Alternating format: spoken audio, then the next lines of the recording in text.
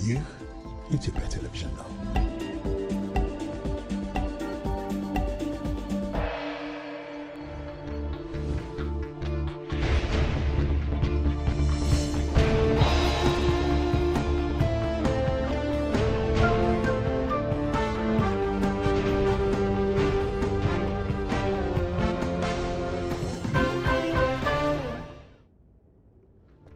ሰላም እንደምን አምሽታችኋል ክቡራን ተመልካቾቻችን። ይህ የኢትዮጵያ ቴሌቪዥን ነው።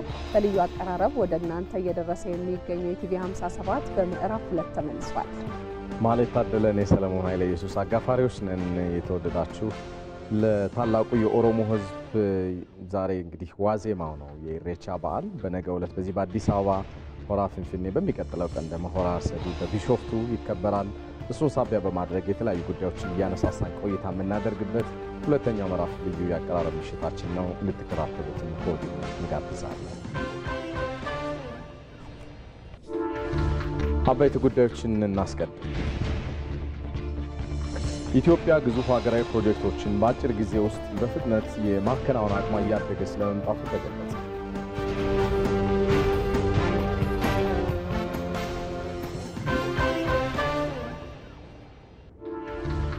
ለኢትዮጵያ እድገትና ብልጽግና እጅ ለእጅ ተያይዞ ጠንክሮ መስራት እንደሚገባ የኦሮሚያ ክልላዊ መንግስት ርዕሰ መስተዳድር ሽመልስ አብዲሳ ገለጹ።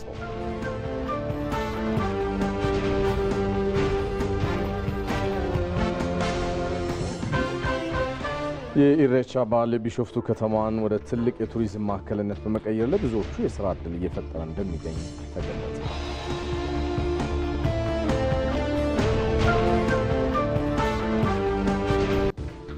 የኢቲቪ 57 ዜናን እየተከታተላችሁ ከኛ ጋር እንድትሆኑ በድጋሚ በአክብሮት እንጋብዛለን ተመልካቾች።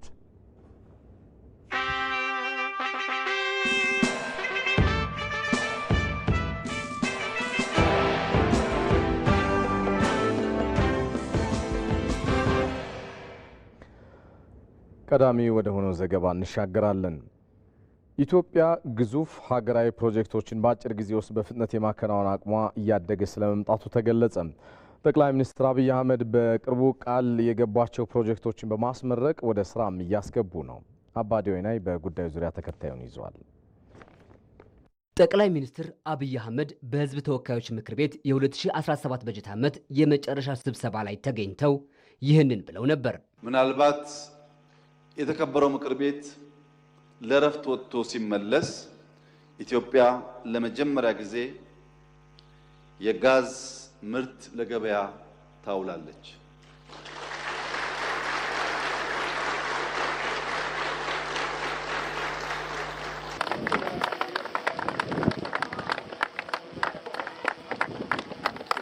ታዲያ ጠቅላይ ሚኒስትሩ በሕዝብ ተወካዮች ምክር ቤት ቃል የገቡትን በመፈጸም የኦጋዴን ፈሳሽ የተፈጥሮ ጋዝ ፕሮጀክትን በይፋ አስመርቀዋል። በዓመት 111 ሚሊዮን ሊትር ማምረት የሚችለው ይህ የኦጋዴን ፈሳሽ የተፈጥሮ ጋዝ ፕሮጀክት የመጀመሪያው ዙር የመረቁት ጠቅላይ ሚኒስትሩ በዓመት ከ1.3 ቢሊዮን ሊትር በላይ የማምረት አቅም የሚኖረውን ሁለተኛ ዙርም አስጀምረዋል። ከዚህ በተጨማሪም የዩሪያ ማዳበሪያ ፋብሪካን መሰረት አስቀምጠዋል። እነዚህን ፕሮጀክቶችን ጨምሮ ቃል የተገቡ ፕሮጀክቶች በተያዘላቸው የጊዜ ገደብ የመፈጸም አቅም እያደገ መምጣቱን ተገልጿል። ከዚህ በተጨማሪም ቃል የተገቡ ፕሮጀክቶች በተግባር እየተገለጡ መሆኑን ነው ጠቅላይ ሚኒስትሩ ለሕዝብ ተወካዮች ምክር ቤት ቃል የገቡትን በማስታወስ የተናገሩት። ዛሬ ለማያምኑ መከናወን እንደሚቻል ላልተቀበሉ አሳክተን ስላሳየን ማየት ማመን ነው እንደሚባለው ፓርላማው ድጋሚ ከመከፈቱ በፊት የጋዝ ፕሮጀክታችን ተጠናቆ እንገናኛለን ባልነው ልክ አጠናቀናልና እስካሁን ማየት የተሳናችሁ የተሰወረባችሁ ንቁ፣ ጊዜ እንዳያልፈባችሁ። እኛን ማንም ሊያቆመን አይችልም። የኢትዮጵያን ብልጽግና እናረጋግጣለን። የኢትዮጵያን የወደብ ባለቤትነት እናረጋግጣለን።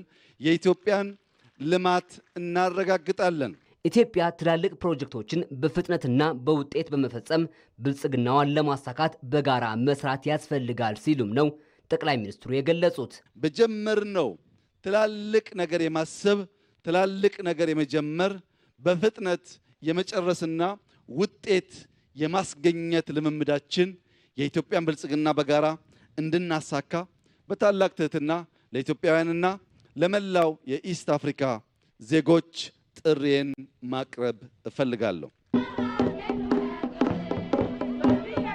ኢትዮጵያ አሁን ላይ የተለያዩ ቃል የተገቡ ሀገራዊ ፕሮጀክቶችን በአጭር ጊዜ ውስጥ የመፈጸም አቅሟ ማደጉንና ይህም በሀገሪቱ የሥራ ባህል ላይ ትልቅ አሻራ እያሳረፈ እንደሚገኝ ተጠቅሷል። ለበርካታ አስርት ዓመታት በነዳጅ ቁፋሮ የተለፋበት የኦጋዴን ሰርጥ አሁን ለውጤት በቅቷል ሲሉ የማዕድን ሚኒስትሩ ኢንጂነር ሀብታሙ ተገኝ ተናገሩ።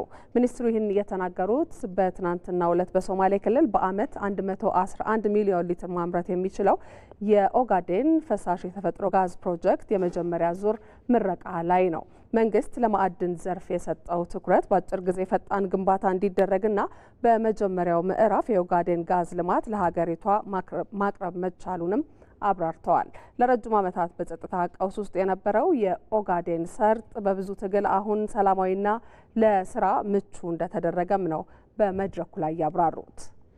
መንግስት ለማዕድን ዘርፍ የሰጠውን ከፍተኛ ትኩረት ተከትሎ ጂሲኤል ከተባለ ኩባንያ ጋር በአዲስ መልኩ በመፈራረም እነሆ የፍለጋ ጥናቱን ከጀመር ከ85 ዓመታት በኋላ የነዳጅ ጉድጓድ ቁፋሮችን ከጀመርን ደግሞ ከ53 ዓመታት በኋላ በአንድ ዓመት ከሁለት ወራት ፈጣን ግንባታ የመጀመሪያውን ምዕራፍ የኦጋዴን ጋዝ ልማት ለሀገራችን ገበያ ለማቅረብ በቅተናል። ይህ ከሀገር ፍጆታ ተርፎ ወደ ውጭ ኤክስፖርት የሚደረግ ከፍተኛ የሀብት አቅም ያለው አካባቢ ረዘም ላሉ ዓመታት የግጭትና ያለመረጋጋት ቀጠና ሆኖ የቆየ ሲሆን ባለፉት ዓመታት ከፍተኛ ለውጥ በማምጣት አስተማማኝ የሰላምና የልማት ቀጠና የሆነ አካባቢ ነው።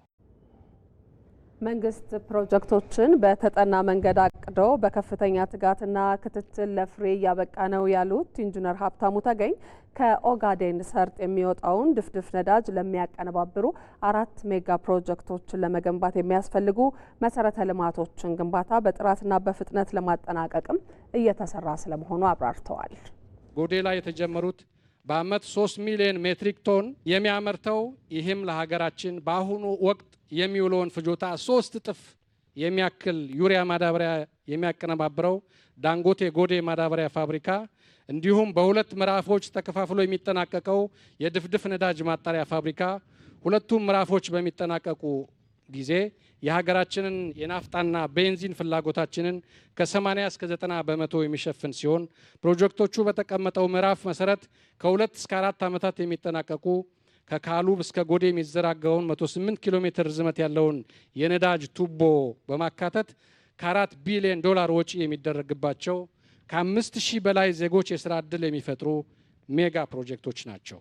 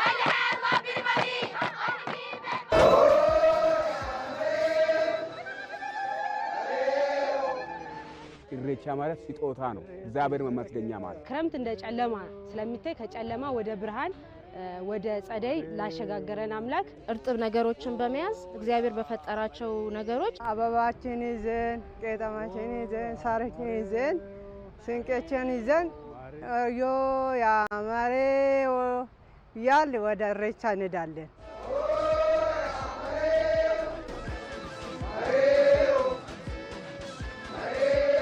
ኢሬቻ ማለት ፍቅር ነው። ኢሬቻ ማለት አንድነት ነው። የተጣላ ሰው እዛን ቀን ይቅር ይባባላል። ኢሬቻ ማለት ሰላምን ነው፣ ፍቅርን ነው፣ አንድነትን ነው የሚገልጸው። የመደመር የአንድነት የሰላም የፍቅር ቦታ መገለጫ ነው። ለ2018 ኢሬቻ በዓል እንኳን አደረሳችሁ።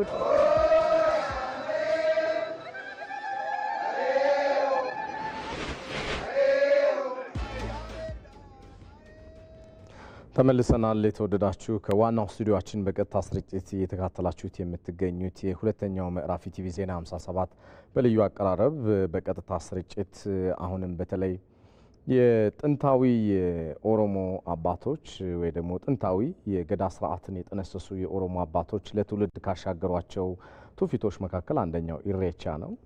እሱም በተመለከተ ሰፋ ያሉ መረጃዎችን እያጋራናችሁ ቆይታ የምናደርግ ይሆናል። የፈጣሪ የምስጋና ኃይል የሚገለጥበት ስለ ሰላም፣ ስለ አብሮነት፣ ስለ አንድነት የሚዘከርበት የሚነገርበትም ልዩ የሆነ ትውፊት እንደሆነ ይነገራል። ከጨለማ ወደ ብርሃን ፈጣሪ ያሻግረህናልና እናመሰግናለን የሚባልበትም ራሱን የቻለ ቀለም አለው አይደለ? አዎ። የክረምት ወቅት እንደሚታወቀው በባህሪው ጨለም ያለ ነው። እሱን ደግሞ የኢሬቻን የሚያከብረው የኦሮሞ ሕዝብ እንደ ጨለማ ጊዜ ይቆጥረዋል። በተለይ ልክ መስከረም ሲጠባ ሳሩ በደንብ ልምላሜው የሚታይበት አበቦች የሚያብቡበት አዋፋት ከተደበቁበት የሚወጡበት ጊዜ እንደሆነ ይታወቃልና ከዚህ አኳያ ደግሞ በዚህ በብራውና በብርሃኑ ዘመን ለዚህ ከጨለማ ወጥተ ወደ ብርሃኑ ላደረስከን ፈጣሪያችን ምስጋና ይገባሃል ብሎ የኦሮሞ ሕዝብ ምስጋናውን የሚያቀርብበት ነው። ቀደም ሲል ስናነሳ እንደነበረው ደግሞ በዚህ ዕለት ኢሬቻ ሲከበር በፍቅር በሰላም በእርቅ እንዲሆን ይፈለጋልና ማንኛውም ጸብ ያለበት ኩርፊያ ያለበት ቂም የያዘ ሰው ወደ መልካው መሄድ አይችልም። መታረቅ ፍቅርን በተግባር ማሳየት ይጠበቅበታልና ይህን ሁሉ እሴት የያዘ ነው የኢሬቻ በዓል። ትክክል ነው። ከዚህ ሰዓት ጀምሮ ደግሞ ለደቂቃዎች ስለ ኢሬቻ እንደዚሁም ተያያዥ የገዳ ስርዓትና ትውፊቶች አንዳንድ መረጃዎችን እያጋራናችሁ ቆይታ እናደርጋለን። ለኢትዮጵያ እድገትና ብልጽግና እጅ ለእጅ ተያይዞ ጠንክሮ መስራት እንደሚገባ የኦሮሚያ ብሔራዊ ክልላዊ መንግስት ርዕሰ መስተዳድር ሽመልስ አብዲሳ ገልጸዋል። ሰባተኛው የኢሬቻ ፎረም በቢሾፍቱ ከተማ አዲስ በተገነባው ሆራ አርሰዴ ሁለገብ አዳራሽ ኢሬቻ ለሀገራዊ ማንሰራራት በሚል መሪ ሀሳብ ተካሂዷል። በዚህ መድረክ ላይ የተገኙት የክልሉ ርዕሰ መስተዳድር ሽመልስ አብዲሳ በክልሉ የሚገኙ ባህልና እሴቶች እንዲታወቁና ከትውልድ ወደ ትውልድ እንዲሸጋገሩ እየተሰራ ስለመሆኑ አብራርተዋል። ሙቱማ ናኖ ኬኛ ያደማ ኢዳሙዳን መሰከሜ ዱዳፍ የኙማ ኬኛት ዴቢኔ ኦፍታኔ የኦሮሚያ ክልላዊ መንግስት በመደመር እሳቤ በመታገዝ የቀደመ ባህላችንን አክብረን በማንነታችን ኮርተን የባህል ህዳሴን ለማረጋገጥ እየሰራ ይገኛል። የማንነታችን መገለጫ የሆኑ ተሸፍነውና ተደብቀው የቆዩ ባህሎቻችንን በመግለጽ እንዲያድጉና እንዲበለጽጉም በትኩረት እየሰራን ነው። እንደ ክልላዊ መንግስት ለኢትዮጵያ እድገትም ጠንክረን እየሰራን እንገኛለን። በኢትዮጵያ ብልጽግናን ለማረጋገጥ ተጨባጭ ስራዎች እየተሰሩ ይገኛሉ ያሉት ርዕሰ መስተዳድር ሽመልስ አብዲሳም ይህንን የበለጠ ከዳር ለማድረስ ታዲያ በጋራ መስራት እንደሚገባም ነው መልእክት ያስተላለፉት። እዩማ እንጅፈቹዳን ዱበተፉማ እንጅፈቹዳን ስርነ ጭማ ዳሎታ ዳሎታ ደርቡ ደንደው ድህነትንና ኋላ ቀርነትን በማሸነፍ ለቀጣዩ ትውልድ ጠንካራ ሀገረ መንግስት ለማስረከብን የምንሰራው እጅ ለእጅ ተያይዘን የኢትዮጵያን ብልጽግና እንድናሳካ ጥሬን ማቅረብ እፈልጋለሁ። በነገው ዕለት የሆረ ፊንፊኔ ኢሬቻ በዓል ይከበራል። የሆረ አርሰዴ ኢሬቻ ደግሞ ከነገ ወዲያ ይካሄዳል። የኢሬቻ በዓል በከፍተኛ ድምቀት መከበር ጀምሯል። ሁላችሁም አክብሩት፣ ተደሰቱበት፣ ፈጣሪያችሁን አመስግኑበት፣ ባህላችሁንና ማንነታችሁን አንጸባርቁበት።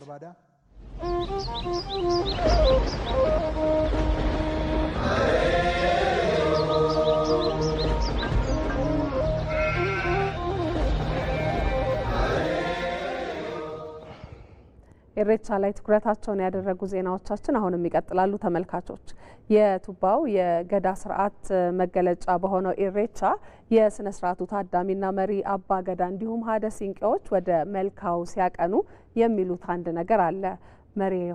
መሬሆ ይላሉ። ይህ ቃል ትርጉሙ ከፍ ያለና የበዓሉ ሞገስም ነው።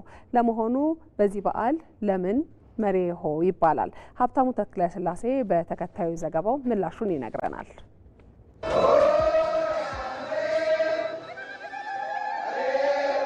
የከበደው ክረምት፣ አስፈሪው ነጎድጓድ፣ ስጋት የደቀነው ጎርፍ ላያልፍ አልመጣም፣ ላይሻገር አይዞርም።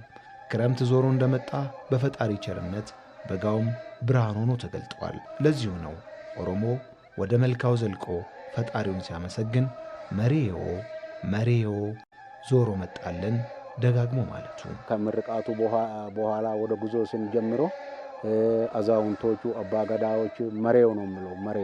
መሬ በዙራ መጣ ማለት ነው። መሬው ነው የሚለው። አደ ሲንቄዎቹ ደግሞ አራር መልካ አራሮ ዋቅ ነው አራረ ሚላት ታረቅልን፣ የኛን ክፋት አትይ፣ እኛ ብዙ አጥፍተናል ይቅር በለን የሚለው እናቶች ይሄንን እያዜሙ ነው የሚሄዱት።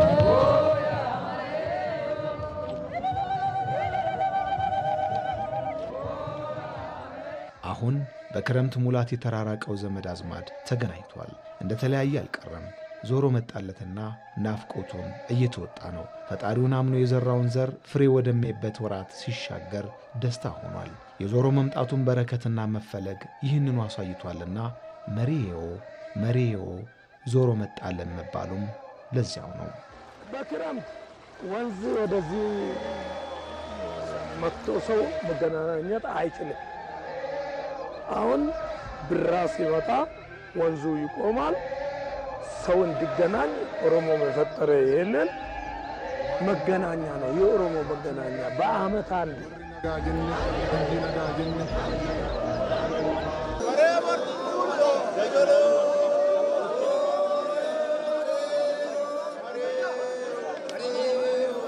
በአደይ አበባ የለመለመው መስክ የሰከነውና የተረጋጋው አየር ስጋትም ፍርሃትም የተገፈፈበት ወቅት ያ ዞሮ የመጣው ተናፋቂ የብርሃን ጊዜ የልጆችን ቡረቃ የጥጆችን ፍንደቃ ሊያሳይ አልቀረም፣ መጥቷል። አባገዳዎች መሬዮ ማለታቸውም ይህንኑ የማወጅ የማረጋገጥና የማስተጋባት ድምፃቸው መሆኑ ነው። በእርግጥም ኢሬቻን ያለ መሬዮ ወይንም ዞሮ መጣለን ማሰብ የሚቻል አይደለም። ዮ ያ መሬዮ ያል ወደ ኢሬቻ እንሄዳለን።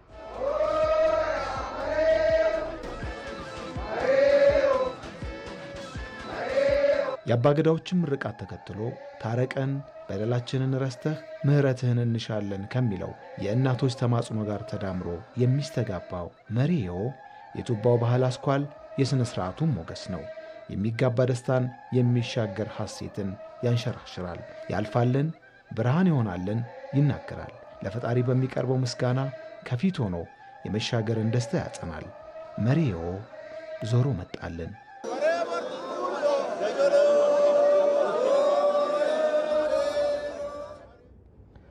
ተመልሰናል። ዘገባዎቻችንም ይቀጥላሉ። በገዳ ስርዓት ውስጥ ትልቅ ከበሬታ ከሚሰጣቸው የማህበረሰብ ክፍሎች መካከል ሴቶችና እናቶች ቀዳሚዎች ስለመሆናቸው ይነገራል። በኢሬቻ በዓል ደግሞ እነኚህ ሴቶችና እናቶች ከፊት በመቅደም ለበዓሉ ልዩ ድምቀት ሲሆኑም ይስተዋላል። ለመሆኑ በዚህ ታላቅ የእርቅ የፍቅርና የምስጋና ቀን ሀደ ሲንቄዎች ከፊት የሚቀድሙበት ስርዓት ምንድን ነው ስትል ባልደረባችን ሰናይት ብርሃኔ በተከታዩ ዘገባ ታስቃኘናለች። ይሄንን ሁሉም ነገር ሰማሽ። አሁን አንቺም ጠይቅና ይሄ ሁሉም ነገር መሬት እንዳይወርድ። ሀደ ሲንቄ የኦሮሞ ሕዝብ ለሴቶች የሚሰጠውን ታላቅ ክብር የሚገልጽበት ታላቅ ባህላዊ እሴት ነው። በገዳ ስርዓት በድምቀት በሚከበረው የኢሬቻ በዓልም ሀደ ሲንቄዎች ከፊት በመሆን ፕሮግራሙን ይመራሉ። ለመሆኑ ሀደ ሲንቄዎች ለምን ከፊት ይሰለፋሉ?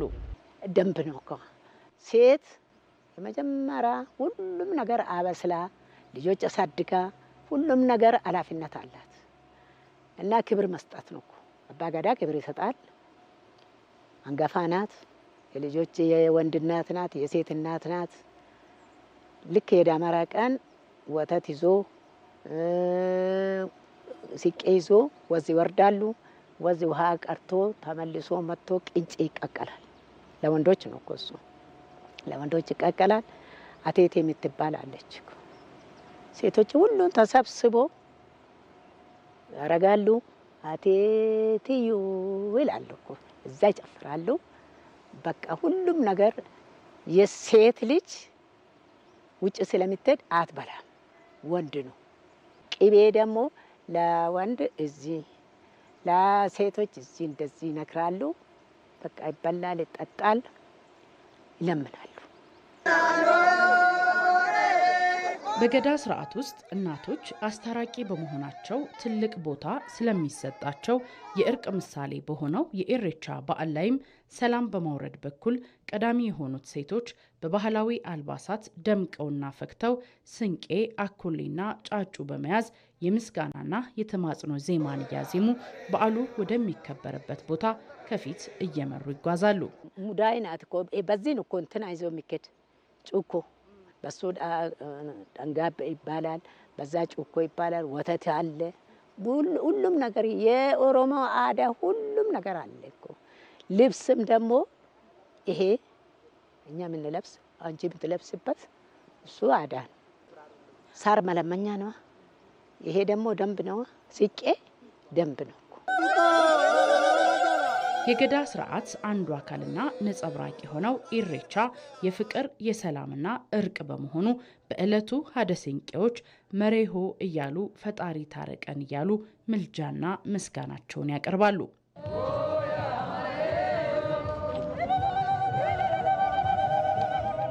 ይህ የገዳ ስርዓት ትልቅ ክብር የሰጣቸው ሴቶችም በኢሬቻ ቀን ከፊት ለፊት በመሆን ሰላምን፣ አንድነትን፣ እርቅን በመስበክ ፕሮግራማቸውን ይመራሉ። ረብ ሲያከን መንግስት ከኛ ኑር ሀብልቹ መሃን ትወልዳለች፣ ከፍት ይወልዳል፣ ወተት ይጠጣል፣ በሬ አለ፣ ያርሳል፣ እህል ያስገባል። ለዚህ ነው ዋና ለአገር ነው እኮ ምንለምን። ራሴ አሁን ብቻዬን ቁጭ ብዬ እለምናለሁ። ምንድነው እናንተ እንድታድጉ ወጣቶች ደግሞ ዘንድሮ ጥሩ ዘንድሮ ጊዜ ነው።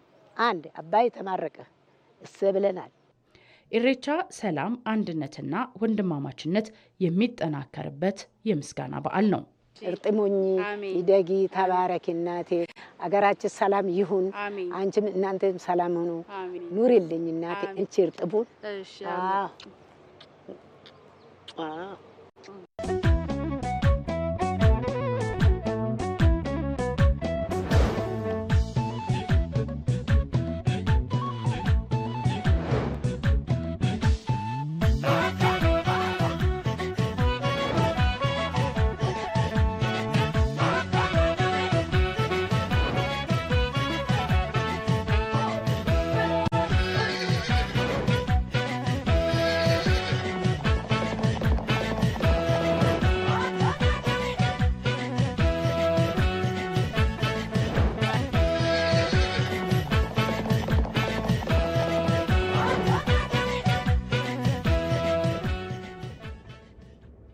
ቲቪ 57ን እየተከታተላችሁ ትገኛላችሁ ተመልካቾቻችን። ኢሬቻን የተመለከቱ ዜናዎችን ወደ እናንተ እያደረስን ቆየን። አሁን ደግሞ እነዚህን ዜናዎች ገታ እናደርግና ወደ ሌሎች ዘገባዎቻችን እንሻገር።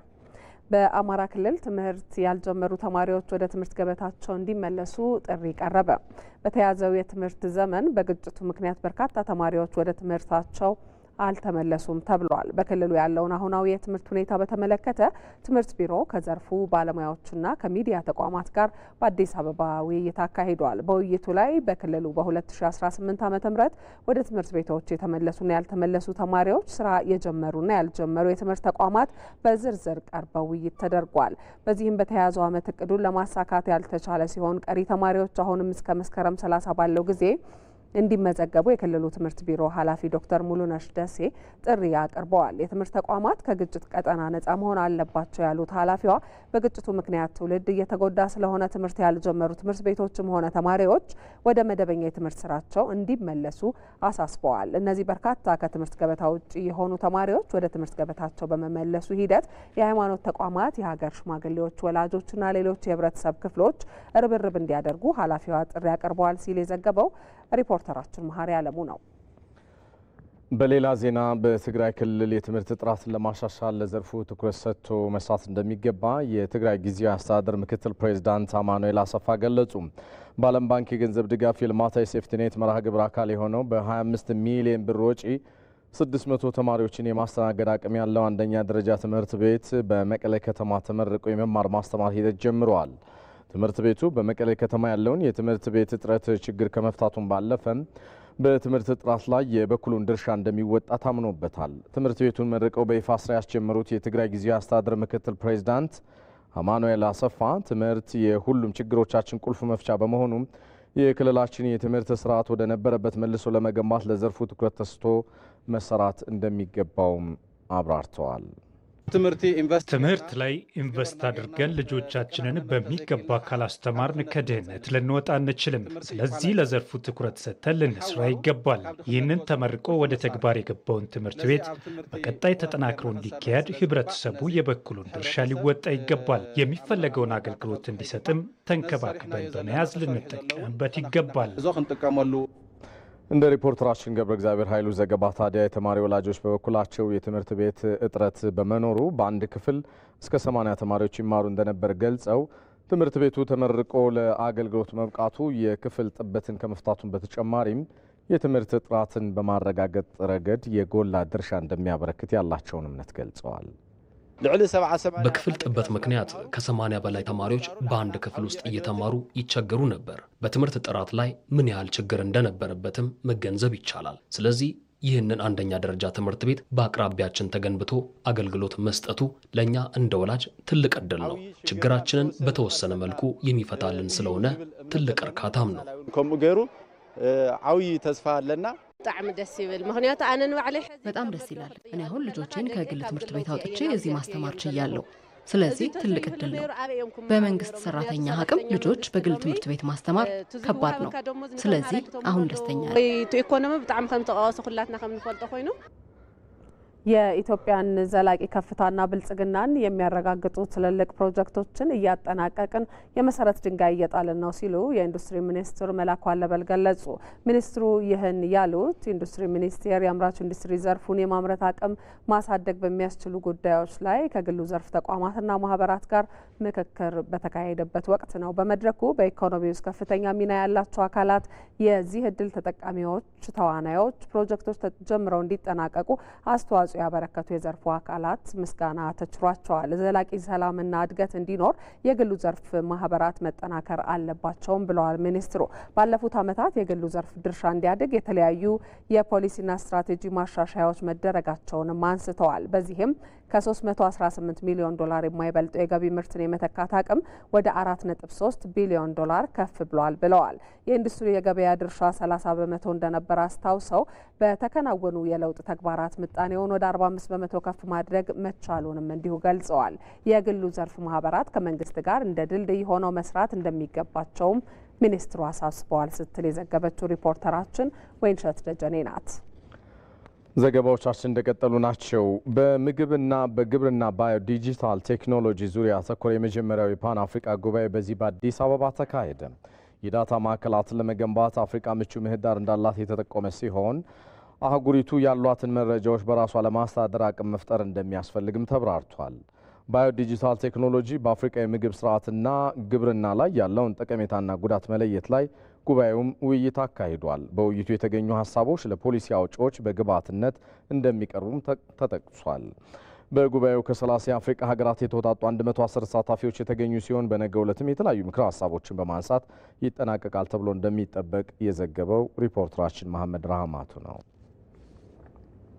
በዳኝነትና በፍትህ አካላት የካፒታል ገበያ መሰረታዊ መርሆዎችና የህግ ማዕቀፎች ላይ ግንዛቤ መፍጠር እንደሚያስፈልግ የካፒታል ገበያ ባለስልጣን ዋና ዳይሬክተር ሀና ተህልቆ አስታወቁ።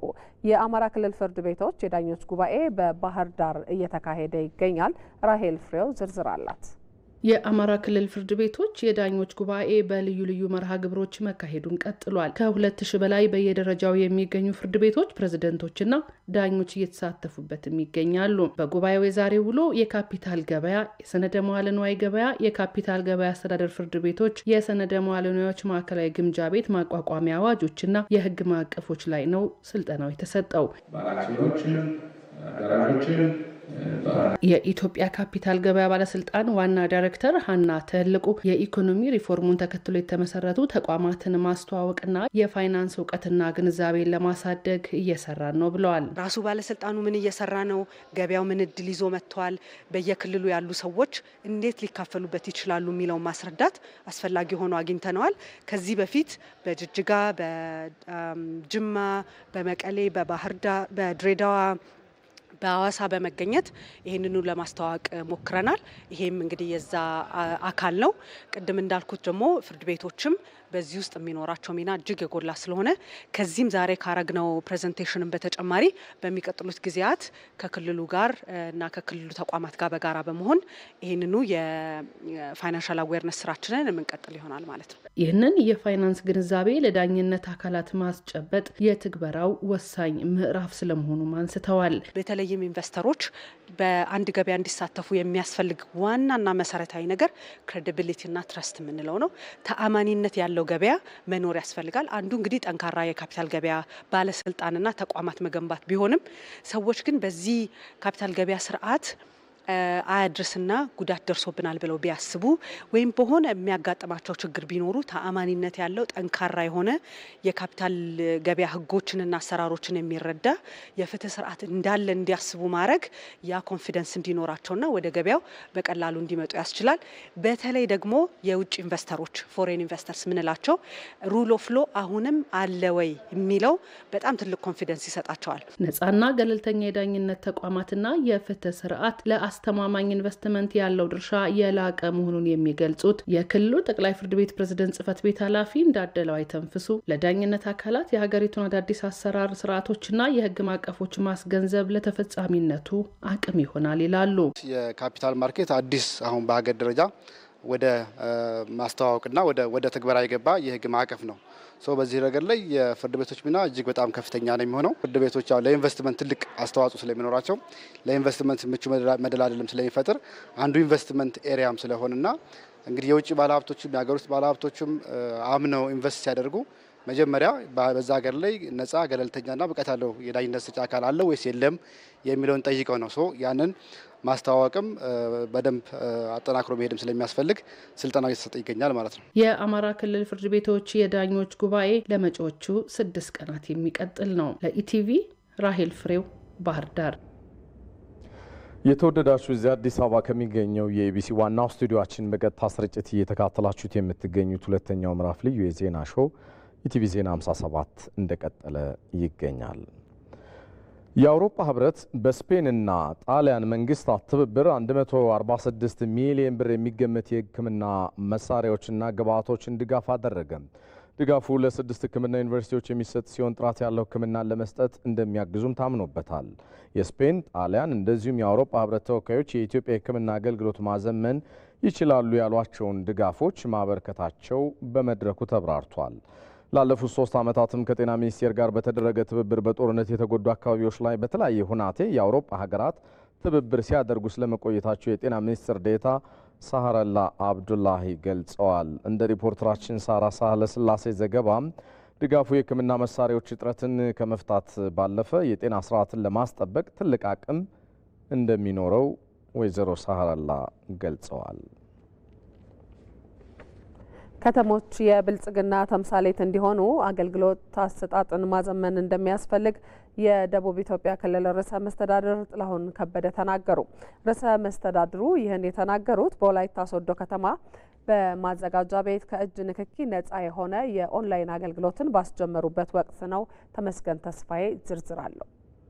የደቡብ ኢትዮጵያ ክልል መንግስት ከተሞች የልማትና የብልጽግና ተምሳሌት እንዲሆኑ በሚደረገው ጥረት በዋና ዋና ከተሞች ለዜጎች የሚሰጠውን አገልግሎት ለማዘመኑ ስራ ልዩ ትኩረት ሰጥቷል። በተለይም የተገልጋዮች ቅሬታ ምንጭ እንደሆኑ በሚነገሩ ማዘጋጃ ቤቶች የኦንላይን አገልግሎት እያስፋፋ ይገኛል። አገልግሎቱ ከዚህ ቀደም በዲላና አርባ ምንጭ ከተማዎች የተጀመረ ሲሆን የክልሉ የፖለቲካና አስተዳደር ማዕከል በሆነችው ወላይታ ሶዶ ከተማም በይፋ ተጀምሯል። መርሃ ግብሩን ያስጀመሩት ርዕሰ መስተዳድር ጥላሁን ከበደ ከተሞችን የብልጽግና ተምሳሌት ለማድረግ አገልግሎት ማዘመን ቁልፍ ጉዳይ ነው ሲሉ ተናግረዋል። ከተሞቻችን ህዝቡን ሊመስል ወይ ደግሞ ፍላጎት እንዲያሟላ የሚገባ መንገድ እንዲሆኑ የማድረግና በተጨባጭ ከተሞቻችን የብልጽግና ተምሳሌት እንዲሆኑ ማድረግ አለብን የተባለው በተለይ የማዘጋጃ ቤት አገልግሎት የህዝብ ምሬት ማዕከል ሳይሆኑ የከተሞቻችን ጸጋና ሀብት እንዲሁም ደግሞ የብልጽግና አቅም እንዲሆኑ ማድረግ የኛ ኃላፊነት ሊሆን ይገባናል። ታሪክ ሊቀየር ይገባል። በከተማዋ የተጀመረው የኦንላይን አገልግሎት በአጎራባች ከተማዎችም መስፋፋት እንዳለበት የተናገሩት ርዕሰ መስተዳድሩ ከዚህ ቀደም ለማዘጋጃ ቤቶች የተሰጠውን ስም በመቀየር የታሪክ እጥፋት ማምጣት ያስፈልጋል ሲሉም አጽንኦት ሰጥተዋል። የወላይታ ሶዶ ከተማ ከንቲባ ወይዘሮ ታገኝ ኃይለማርያም በበኩላቸው ዘመናዊ አገልግሎቱ ከዚህ ቀደም የነበሩ ማነቆዎችን እንደሚፈታ ገልጸዋል። በፊት የነበሩ ማነቆዎችን በስፋት የፈታ ከዛ ባሻገር ትልቁና እንደ ከተማችን በራስ ገቢ አቅም የምንተዳደር ከተማ እንደመሆናችን መጠን የገቢ አማራጮችንም እንደዚሁ የገቢ አቅማችንንም ለመጨመር እዛው በሲስተም ላይ የመጣ አገልግሎት ፈላጊ እዛው በሲስተም አገልግሎቱን ክፍያውን ፈጽሞ ኢንሰርት የሚያደርግበት ሂደት አለ። በካዳስተር የገቡ ፋይሎችን ኢንኮድ የማድረግ ስካን አድርጎ ፋይል ሁሉ እዛው ሲስተም ውስጥ የገባበት ሂደት ያለበት ነውና ፈጣን አገልግሎት ይሰጣል። አገልግሎቱን ያቀላጥፋል። ስራውን ማዘመን ለህብረተሰቡ አገልግሎትን በቀላሉ ተደራሽ ከማድረግ ባሻገር የከተማዋን ገቢ ለማሳደግ እንደሚረዳ የተናገሩት ደግሞ የማዘጋጃ ቤቱ ዋና ስራ አስኪያጅ አቶ ተሻለ ታደሰ ናቸው። ህብረተሰቡ በቀላሉ አገልግሎት ማግኘት የሚችልበት ገቢያችንም ከማሳደግ አንጻር ትልቅ ጠቀሜታ ነው ያለው። በተለይ የስራ ባህልንም ለማሳደግ ምቹ ሁኔታን ነው የፈጠረው። በዕለቱ ሲገለገሉ ያገኘናቸው ዜጎች አገልግሎቱ ጊዜ፣ ጉልበትና ሀብት እንደሚቆጥብ አስረድተዋል። ጊዜና ጉልበታችንንም ይቆጥባል። ወዲያው መተን አሁን ከተጀመረ ጀምሮ አብሰው ካዳስተር ከተጀመረ ጀምሮ ከቀበሌያት ፋይሎች ወደዚህ ከመጡ ጀምሮ ያለው አገልግሎት እጅግ በጣም ጥሩ ቀልጣፋ እንዲሆን ያደርጋል። ጊዜውንም ታይምንም ይቆጥባል። ለማህበረሰቡም የተሻለ አገልግሎት ይሰጣል። ይሄን ነገር ነው ያየሁትና በጣም ደስ የሚል ነገር ነው፣ የሚበረታታ ነገር ነው። በመርሃ ግብሩ ማጠቃለያ ከዘመናዊ አገልግሎቱ እስካሁን በተገኘው ተሞክሮና ቀጣይ እቅዶች ላይ ውይይት ተካሂዷል። ተመልካቾቻችን ከኢትዮጵያ ቴሌቪዥን የቲቪ 57 ዜናን እየተከታተላችሁ ትገኛላችሁ። ምዕራፍ 2 ላይ ነው ያለነው። ዛሬ የኢሬቻ በዓል ዋዜማ ነው። ኢሬቻን የተመለከቱ ጉዳዮቻችንን ይዘን አሁንም እንቀጥላለን። ምሽቱ 2 ሰዓት ላይ በሌሎች አዳዲስ ጉዳዮች ነው የምንመለሰው። የተወደዳችሁ የትም እንዳትሉ።